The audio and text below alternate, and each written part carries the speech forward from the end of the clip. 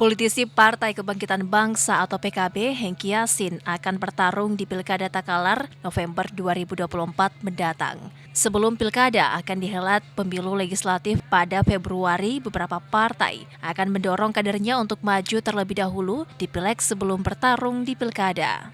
Untuk Partai Kebangkitan Bangsa, Hengki Yassin mengaku belum mendapatkan instruksi dari partai untuk maju di pemilu legislatif sebelum memasuki konstelasi pilkada. Menurut anggota Komisi BDPRD Sulsel ini, ia mengaku siap jika sewaktu-waktu partai meminta maju di Pileg sebelum terjun di pilkada. Sampai hari ini saya belum mendapatkan instruksi daripada Partai PKB sendiri yang saya tempati hari ini untuk apakah mesti maju di Pileg 2024 sebelum memasuki konstelasi pilkada.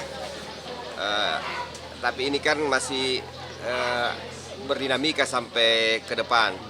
Siapa tahu di akhir-akhir kemudian partai memberi instruksi dan saya siap saja dengan apa yang menjadi arahan dan perintah partai.